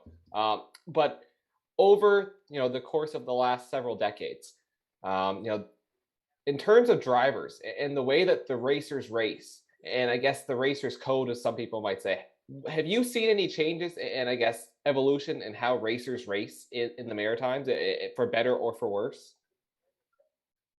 Oh, there's a big difference. There's a huge difference in the way they race. I think it's for the better. The cars are so different now. The mindset is so different now. I mean, I was in Unity at a race here years ago. Scott was there, and I was talking to the guy that used to be the announcer at Oxford when I raced there all the time. And we just got talking, and we got talking about Mike Rowe and myself, and we were talking about Scott and Ben. And I was saying, like, nowadays, Mike and I, sponsor-wise, you needed to be a young fellow. You needed to be able to talk on TV. You needed the looks. You needed everything. You needed all this stuff in order to get the sponsors to race. And we were talking about Mike and I, and the announcer said, yeah, but he says, you and Mike were what you needed to be in your day, and they're what they need to be today. And I think that was very true. I mean, our style of driving, I mean, these young fellows nowadays, everybody's like pro stock wise, they don't run anything less than 100, 150 laps. I grew up running 3 and 4 times a week, 25 lap races, and I was starting at 25th spot. You don't have time to be nice to go from 25th to 1st in front of 5 laps. So your this driving style and everything, but I mean, the other drivers expected it too, because that's what you had to do it. Now the cars with the cost, and they're built so light, and the pieces on them can't take the beating. It's much less of a contact sport now than it was back in the old days, So that's where it's changed, but it's a change for the better, I think, in the long run. But the other thing that to get me on this subject, the young fellows nowadays are they're behind to the point where they've never had to run junk. Every young fellow that's up front right now have always had the best of rigging that was set up right. And when they get a car that's not right, they don't know what to do with it. You guys like myself and the older guys, and Johnny Clark is my example of anybody in the last 40 years that can muscle a race car. If it ain't handling right, you make it do what you want. Young fellows nowadays don't know how to do that because they've never run junk. We had nothing but junk to run when we were back in the 60s and 70s. So you learned to run what you had. So that, I think, is missing. That's the one thing that's missing with the younger drivers, not the ability. It's not their fault. It's just that they've had, same as the radios. Most of these kids have never raced without a radio. Back in my day, I'd run 100 laps, no radio, and I'd have to keep, in my own mind, I had to keep a track of who I went by and who I hadn't gone by. And when the race start, you'd have to go up through the field, pick out the fast guys, get that in the back of your mind and kind of check these guys off as you went by. You didn't have anybody on the radio telling you what was going on. So that's where a lot of it has changed. I want to ask you, obviously it's a sport that ebbs and flows. There's highs and lows. What's it take to get more people in the stands? There's nothing we all would love to see more than packed grandstands week in, week out. What's it going to take to fill the grandstands at the racetracks consistently? Boy, that's a loaded question if I ever had one. imagination, I guess, is the best thing I can say right quickly. Up where you are, your demolition derby deals. That's caught on up there like wildfire. That's the best thing you guys got going for you. That's how you make your money.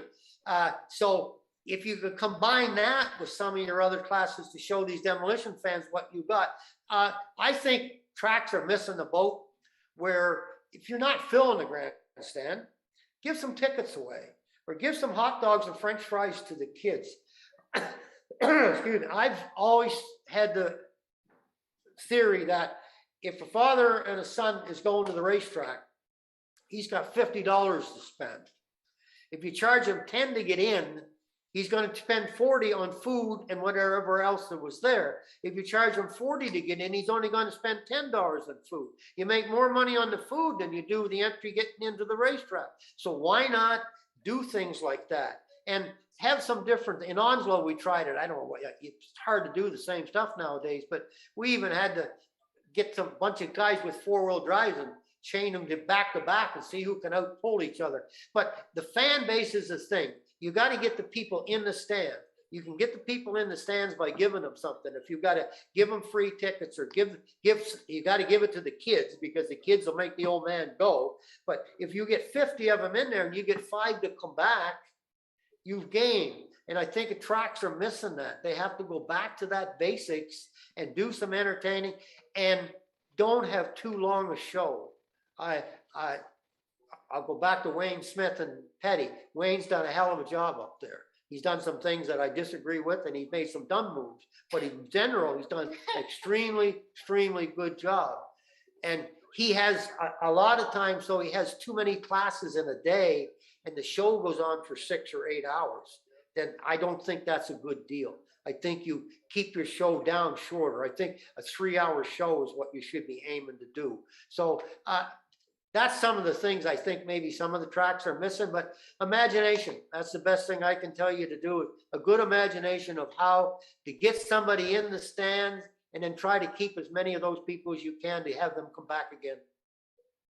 Tim, I think we need to get Frank on the guest list for the summit in 2022.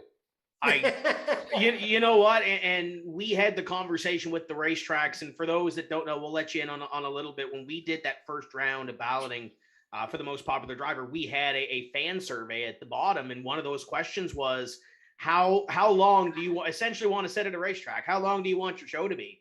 And the 3 to 4 hour time frame, I think there was a 2 to 3 hour that was right there too, but the 3 to 4 hour time frame beat everything that was on there. So I don't know if it's the attention span or what it is, but I think you hit the nail on the head with at least the length of the show. You got to remember, them seats ain't too damn comfortable either, huh? So I mean, so you got to take that into consideration too. So, but like I said, yeah, I seen us in Onslow because we didn't have a lot of classes, but I seen it go so fast. Some days I actually stalled to try to make the show a little longer, but but I mean, yeah, 3 hours is a good number, I think, to aim for nowadays to do it. And again, have some different stuff, don't have stuff that takes forever. And my biggest beef at every racetrack around is the damn yellows. They take too long lining cars up. I go out, and funny, when I went up and I worked for Tim, race director at Shediac, we had a girl there. We were scoring by hand. We were hand scoring the races, and she was from Old Riverglade from way back. And I was very glad the first race I worked with her, she got the first 10. As long as she knew she had them right, everybody else looked happy. We went the hell racing. Like if I'm a racer and I'm starting 20, if I'm back at the back, if I start 24th or if I start 22nd, I don't give a damn. I mean, I'm that far back. So why worry about that? And some of the tracks have got it in their head that every position has to be perfect, and you go for, same as you got an 8-car heat. You double them up coming down the front stretch. Absolutely no reason why you can't go green that next lap. Why the hell do you do 2 more yellow laps before you go green?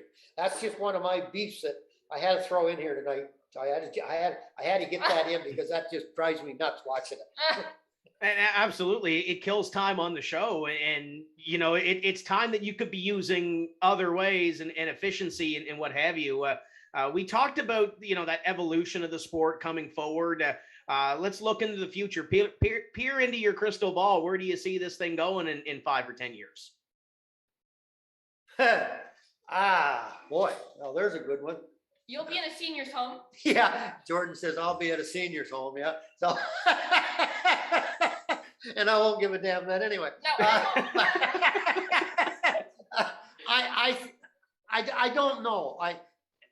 Only thing I got to throw in there is all the young people nowadays. They drive 4-cylinder cars that are dropped low to the ground. They don't know anything about these cars and these motors and this stuff. They've got to progress in that direction to get these kids that are still interested in mechanical and cars and going fast into stuff that they know, and not into stuff like this that is all Greek to them. And I think that's the direction it has to, on a local basis, that's the direction it has to go. So I think you're going to see, instead of a couple of different divisions of 4 cylinders now, like the beginners and the so on and so forth, or the fast and the slow, you have to get them into like a late model type of a 4-cylinder car and get a class like that going. So I think that's where it has to progress in that direction, because they don't know no different. Same as I've been saying all along, you've got the biggest amount of your fans out there right now are old people like me. In the next 10 years, your whole fan base is totally going to be gone or changed. Or like Jordan said, I'll be in a senior citizen home and I can't get there anyway. So, I mean, this is, you have to get these young kids involved with it now. And that's a battle to get them involved, because also you got the internet. I got a granddaughter that sits all day on the damn phone, and I got a grandson that's downstairs playing his Xbox half the time. So, I mean, I know where it's all going. So somehow or other, we got to get those kids out of the house and out into doing stuff like this. But I think it has to be in the 4-cylinder range. Absolutely. And we'll go to social one more time here tonight, Dylan. And that's something you have in common. You play Xbox a lot, don't you? Yeah, but I like going to the racetrack, though. And if Frank says I need to go to the racetrack, I'm going to the damn racetrack. Good point. We'll ask a question here from Jordan, who gave you a big hug. They wrote, what did you think of the opportunity Scott got to race for Rollie McDonald, and then when he got to race down south in ASA? Rollie gave Scott every chance that you could. Rollie, that was a top rate, 100%. We're going to do everything we can to get there. I give Rollie all the credit in the world, and I give a lot of credit to Judy, because she kind of, I think she kicked the both of them a couple of times and told them to get going, and kept them at it. And it was one of them deals where they almost made it. It was the year before they went down them 4 or 5 races, everything went right. The next year they went down, everything went wrong. And if it had been the year before, they might have made that next step. And Rollie was prepared to go there. And it was just, I don't know. Racing's funny, and you got to be in the right place at the right time. A lot of times it's not talent and money, but it does take a lot of talent and a lot of money to get there. But I got to give Rollie all the credit in the world. He gave them every chance that you possibly could. They just didn't quite make it. Were there any other plans for Scott to race potentially in a bigger series before he passed away, maybe around 2004, 2005? Was there anything planned like that potentially? I really don't think so. I think they made, Scott wasn't young anymore. I think I'll go back to sort of the Junior Henley syndrome there. I think Scott and Rollie had sort of sat down there and made it up their mind that they were going to run a lot of big races. It was going to be late model stuff. It was going to be stuff that they knew and they could run, and still be down south and all over. But I think that the trying to get to the NASCAR North or the Busch or the truck or whatever, I think was a thing of the past at that time.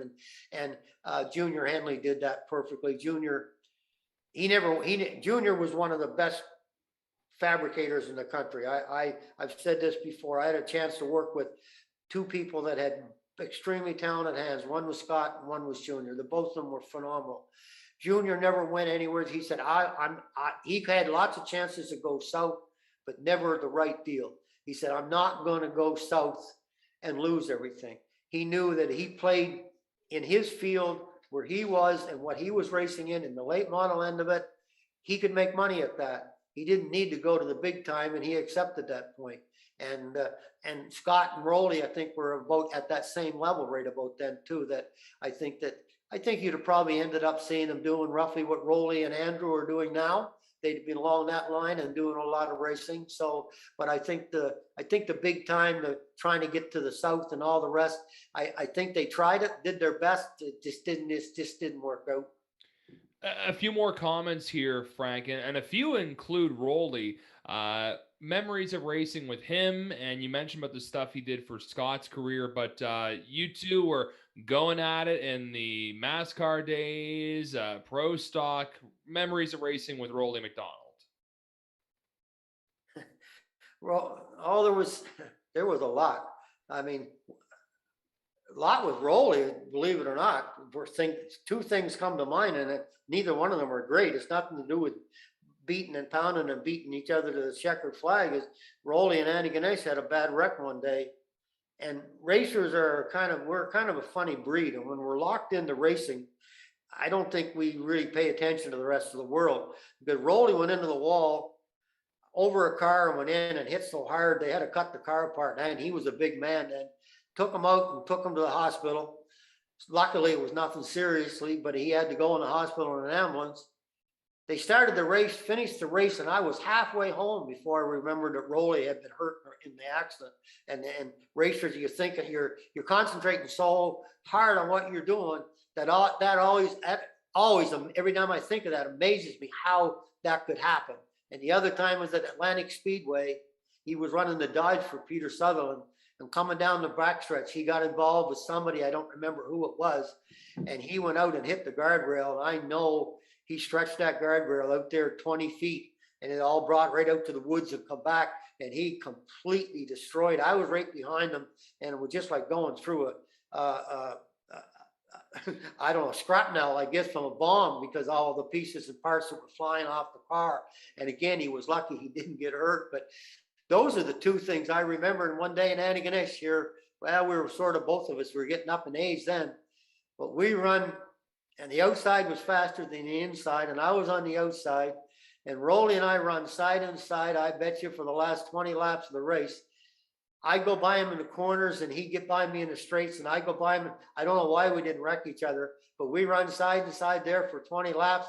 And I think I finished ahead of him, but I'm not even sure. But we were still side to side when the race ended. But those two big wrecks that Rolly had, that's what I remember about Rolly McDonald. Well, that is not a good memory. It is, he's alive. One more here that I just thought about. How about some memories racing against our late friend Jim Hallahan? Gentleman Jim. The Maritime Racing really missed Jim Hallahan, and it shows over the last couple of years. Numbers have gone downhill and things have not gone as smooth, and it's because we're missing Jim now. And Jim was a heck of a race car driver, a really good race car driver. He run in Ontario. First time I ever seen Jim Hallahan, he came to Riverglade with a Studebaker body. I don't know what, I imagine it was a Chev chassis, but Studebaker body for the international race, and he won it. And then I never seen Jim for years, and then he ended up down here selling cars and driving for Forbes, their car. And Jim was always a gentleman racer. He always run hard, and I mean, everybody knows the story. It's been told 100 times in Andy Ganesh when I spun him out and didn't mean to, and I come up behind him and he give me a brake check and clean the radiator and everything right out of the front of the car. And we come in, and I was down 3 or 4 laps, and he was leading, and I went up and I went by him. Every time I caught him, they figured I was gonna wreck him, but I made up my mind I was gonna wreck him, but I was gonna get all my laps back first. And I got all my laps back and was heading back to catch him to wreck him, and the race ended. And then afterwards we got in the fight in the straight stretch, and like Jim says, he said he had a fight. He said, I think I lost and Frank broke my trophy. So I guess, I guess that was sort of, but we were the greatest of friends ever since. Tim, I think that's a great way to wrap up our social media portion here with some fun memories of our good friend Jim Hallahan. Absolutely. And we've got a lot of viewers here tonight. I think this is the most viewers I think we've ever had for a Tim's Corner live show. So this has been fun. I kind of want to bring this full circle as well. We mentioned about the drivers that you helped get the career start in the last couple of years in pro stock. It would have been guys like Sean Turple and a guy that just won the Pro Stock Tour Championship in Craig Slonway. What can you say about the guy that's finally reached the pinnacle and won his first Pro Stock Tour Championship in the 99? He's worked hard at it. He worked real hard at it. You know, he came with us, and we give him a chance. I mean, he deserved it. We weren't giving it to him. He earned it. And he came here, and right off the bat, he's proved to be a winner, and he's just been right beaten at the door all these years, and he finally got to be champion. So it was great to see. I mean, he had one of them magical years where he won a lot. He finished pretty well every race in the top three, and that only happens once. The only bad part about having a year like that, usually next year is hell. But it was a pleasure working. I had a great time working with Sean and working with him, and people have asked me numerous times to compare the two, and they talent wise and everything, they were very similar. One was as good as the other, and I really enjoyed giving them, both of them, a chance. So it kind of brightened, it made racing a little bit fun for me again. It was a little tough at first to get going and get at it and start it up, but what happened with Scott and everything. But then after it got going, both of them were good choices. They made it fun. Greg Stewart said in the chat, Frank has spun out a lot of people and never meant to. Yeah, Yeah, right. I spun out a lot of people I never meant to. But what he forgot to add was I spun out a lot of people that I meant to too. I know we're getting near the top of the hour. Is there any other story that we can end off of that we haven't told yet tonight? The fans might like to hear before we call it a night. I don't know. Without a subject to start with, I don't really think so. You know, with me, the only thing I finish off with is I've been lucky over the years that I drove for some really good owners and people, and I've met some good people, and I go back and I just like a chance to say that Russell White Lumber, when I drove for him, had to be one of the nicest gentlemen I ever met. Harry Poole, that was owner of the racetrack there at Scotia, and were one of the nicest people I ever met. And Bob Clements out of Ontario that I drove for, couldn't ask for a better owner. So to go back with the Bob deal, we run a race there in Cayuga. They were asking about Cayuga early in memory. We run a race there that we went. I went to Mount Clemens on Thursday. I destroyed the car. I come back and put it together. I never slept from Thursday till Sunday. We went back and we tried to qualify Saturday, didn't make it. Went to Flamborough to run a regular show Saturday night. Told us we were put in a provisional. Went back to the racetrack the next day, figuring we'd take $250 for last and 4 new tires was what you got for starting the race. And we'd run 2 laps and say something broke and went home. I went out and went by about 11 cars the first lap. Coming in.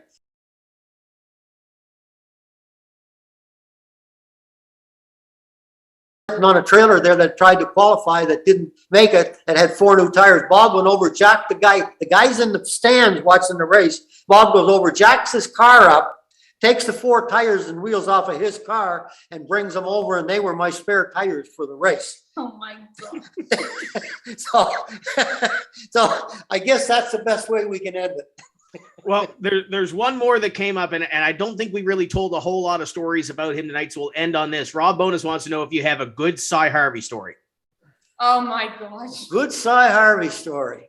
And I know we could go on for hours on this, but on the racetrack, I guess maybe no. But I tell you, the story that I like the most is one year Cy wanted to rent some space from me here about 10 years ago now.